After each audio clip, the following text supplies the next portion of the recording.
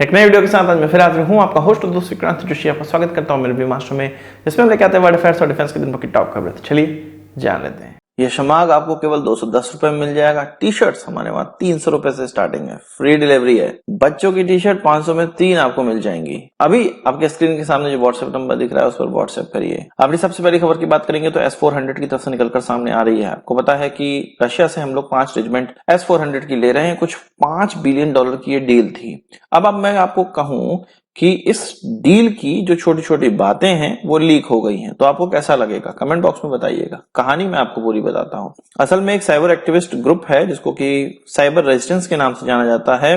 वो एक international intelligence community जिसको कि इन्फॉर्मा पाम के नाम से जाना जाता है, इन दोनों के द्वारा ही ऑनलाइन कुछ ऐसी चीज पब्लिश की गई हैं जो कि भारत और रशिया के बीच में S-400 की जो डील हुई थी उसकी जानकारी से रिलेटेड है। इसको नाम उन्होंने बमांका लीक्स दिया हुआ है।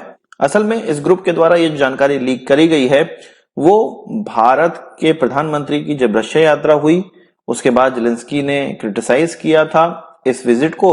इसके बाद भारत ने यूक्रेन के जो एम्बेसडर है उसको तलब किया था और इससे रिलेटेड ही चीजें जब हो रही थी, भारत और रशिया के बीच में क्लोजनेस आ रही थी, तब ये जानकारी लीक करी गई है।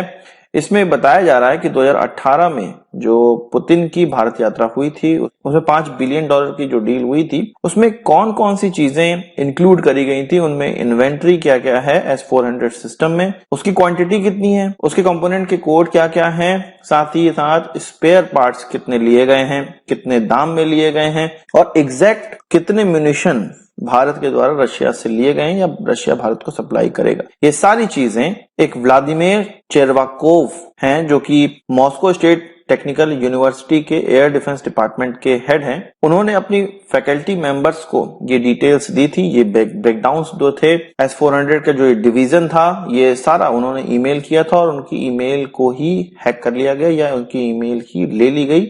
उससे जानकारियां जो मिली उसको लीक किया गया है। ये लीक इसलिए भी किया गया है कि वो दुनिया को बताना चाहते हैं कि रशिया से अगर कोई डील करता है तो रशिया उनकी जानकारी अच्छे से संजो के नहीं रख सकता है, सीक्रेट नहीं रख सकता है, उसकी जानकारी लीक हो जाएगी। तो रशिया से जो भी पार्टनरशिप कर रहा है वो ये सोच के करे कि उनकी जानकारी पूरे विश्व में पता चल रही है, लीक हो रही है और उनकी जानकारी कोई भी सीक्रेट नहीं रही है। इस लीक से हमें साफ साफ पता चलता है कि भारत और रशिया के बीच में जो कॉपरेशन है उसके लिए वेस्टर्न वर्ल्ड में या अन्य देशों में खींच है जो कि निकल कर सामने आ रही है और इस तरह के डेटा लीक की बात भी उसी से रिलेटेड है।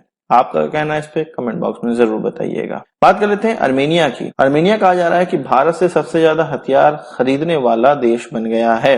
ये माना जा रहा है कि 2024-25 की शुरुआत तक कुछ $600 मिलियन तक का जो हथियारों का एक्सपोर्ट है या अर्मेनिया की तरफ से भारत से इंपोर्ट जो हथियार का किया गया वो पहुंच गया है। $600 मिलियन होना बहुत बड़ी बात होती है।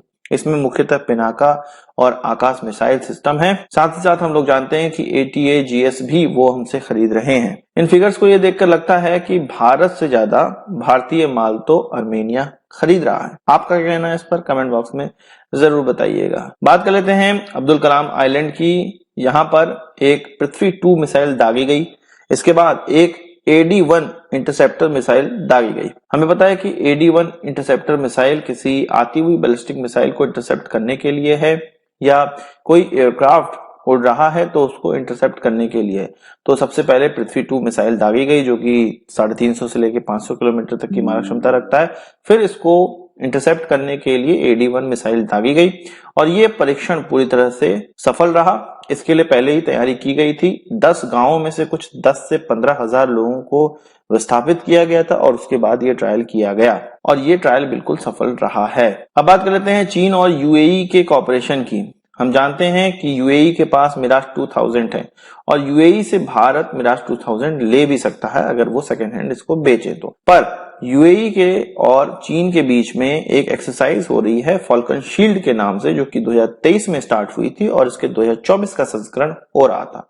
इसमें 6 मिराज UAE की तरफ से चीन लेकर पहुंचा गया और चीन में ये कहा जा रहा है कि सिंजियान प्रांत में ये एक्सरसाइज हो रही थी, या आप कह सकते हैं कि एक दोस्ती भरा वॉर गेम हो रहा था। उसमें ये 6 मिराज 2000 पहुंचे हैं। मिराज 2000 का चाइना पहुंचने का मतलब ये है कि भारतीय मिराज 2000 की जितनी कैपेबिलिटी है वो चीन तक पहुंच रही है यूएई के माध्यम से। और हद तो तब हो गई, खास बात ये हो गई सिंजियान प्रांत के किस एयरबेस में ये जो एक्सरसाइज है वो परफॉर्म हुई, हॉटन में, जो कि भारत के एलएसी से, चीन से लगने वाली जो सीमा है उससे सबसे ज्यादा नजदीक कोई एयरबेस है तो वो हॉटन एयरबेस है।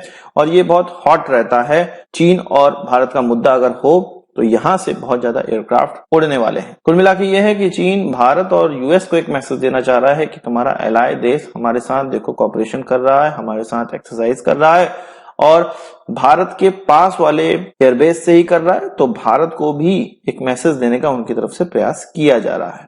आपका कहना है इसमें कमेंट बॉक्स में जरूर बताइएगा। बात कर लेते हैं जम्मू कश्मीर की। हम जानते हैं कि जम्मू कश्मीर में आए दिन टेररिस्ट हमले होते रहते हैं, पर ये टेररिस्ट हमले तभी हो पाते हैं क्योंकि अंदर के लोग वहां पर मिले रहते हैं। तो इसी तरह के 4 ऐसे सरकारी एम्प्लॉयज को, जम्मू कश्मीर सरकार के एम्प्लॉय को अब निलंबित किया गया, सस्पेंड किया गया है, जिनके की टेररिस्ट एक्टिविटी या ड्रग्स पेडलिंग में हाथ थे। इसमें 2 कांस्टेबल, जिसमें कि एक कांस्टेबल का हाथ सीधे सीधे टेररिस्ट ग्रुप से था और टेररिस्ट एक्टिविटी करने में वो हेल्प करता था। साथ ही साथ दूसरे कांस्टेबल का हाथ ड्रग्स को पाकिस्तान से भारत लाने या एलओसी क्रॉस कराने में था। इसके अलावा 2 लोग जो और सस्पेंड किए गए हैं उसमें से एक शिक्षा विभाग में है, जूनियर असिस्टेंट। इसका काम ये था कि ये उस ड्रग्स को आगे तक पहुंचाता था।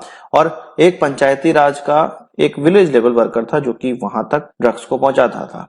अब इन सभी को सस्पेंड किया गया है। इन सभी के द्वारा जो ड्रग्स है वो एक स्थान से दूसरे स्थान तक पहुंचाकर उसका जो मनी कलेक्शन होता था उसका टेरर फंडिंग में इस्तेमाल किया जाता था और कश्मीर के अंदर माहौल को बिगाड़ा जा रहा था। अब अगर बिल्ली को दूध की रक्षा करने के लिए दे दोगे तो बिल्ली तो दूध पी ही जाएगी। उसी तरह से अगर जम्मू कश्मीर में शांति बहाल करनी है तो जम्मू कश्मीर सरकार के जितने लोग हैं उसमें जो भारत परस्त लोग हैं उनको भर्ती करना चाहिए। साथ ही साथ डेमोग्राफिक चेंज करना चाहिए। हमारे जो अन्य भाग के लोग हैं उनको धीरे धीरे वहां सरकारी नौकरियों में पहुंचाना चाहिए, जिससे डेमोग्राफी चेंज होगी और तभी जाके इन आतंकवादियों की जो अंदर सरकारों में पैठ है वो खत्म हो पाएगी। आपका कहना है इसमें कमेंट बॉक्स में जरूर बताइएगा। बात कर लेते हैं यूरोफाइटर टाइपून की। इटालियन यूरोफाइटर टाइपून क्रैश हो गया।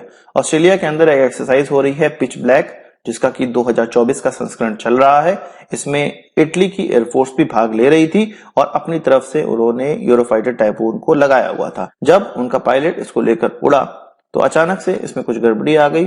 पायलट ने इंफॉर्मेशन देते हुए इस एयरक्राफ्ट से इजेक्ट किया और ये एयरक्राफ्ट दुर्घटनाग्रस्त हो गया। यूरोफाइटर टाइफून के दुर्घटनाग्रस्त होने की बहुत ज्यादा न्यूज नहीं आती है और हाल फिलहाल में या अभी में ये मुझे पहली घटना ऐसी लगती है जो कि अभी सुनने में आई हुई है यूरोफाइटर टाइफून के दुर्घटनाग्रस्त होने। आपको इसके बारे में कोई आइडिया हो, पुरानी कोई घटना याद हो तो उसको भी कमेंट बॉक्स में जरूर लिखिएगा। बात कर लेते हैं advance weapon equipment India limited की, जो कि पहले ऑर्डिनेंस फैक्ट्री के अंतर्गत आती थी, अब ये पीएसयू हो चुकी है। इसको एक कॉन्ट्रैक्ट दिया गया है जो कि 200 अपग्रेडेड सारंग कैनन का है, जो कि 6000 करोड़ रुपए का प्रोजेक्ट है। इसमें 200 कैनन ऐसे जो कि अपग्रेडेड सारंग फील्ड गन के लिए होंगी, आर्टिलरी गन के लिए होंगी।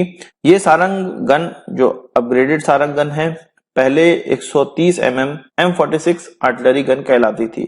अब जब इसमें नई कैनन लग जाएगी तो ये 155 mm 45 कैलिबर वाली प्लेटफॉर्म बन जाएगा और इसकी जो मारक क्षमता है वो 27 किलोमीटर से लेके अब बढ़कर 36 किलोमीटर हो जाएगी। इस प्रोजेक्ट को कंप्लीट करने का जो समय अवधि है वो 2 साल का दिया गया है। अगर ये 2 साल में कंप्लीट हो जाता है तो बहुत अच्छी बात मानी जा सकती है। इसको 2 साल में 200 कैनन डिलीवर करना एक अच्छी बात मानी जा सकती है। आपका इस पर क्या कहना है कमेंट बॉक्स में जरूर बताइएगा। आज के इस वीडियो के लिए बस इतना ही। आशा करता हूँ वीडियो पसंद आई होगी। आपके बड़ा जरूर देंगे। इस वीडियो संबंधी सवाल सुझाव हो कमेंट बॉक्स में जरूर लाइएगा और यदि आपने हमारा चैनल सब्सक्राइब नहीं किया उसे भी कर लीजिए, क्योंकि हम इस प्रकार की वीडियो लाते रहते हैं। नमस्कार, थैंक यू, जय हिंद।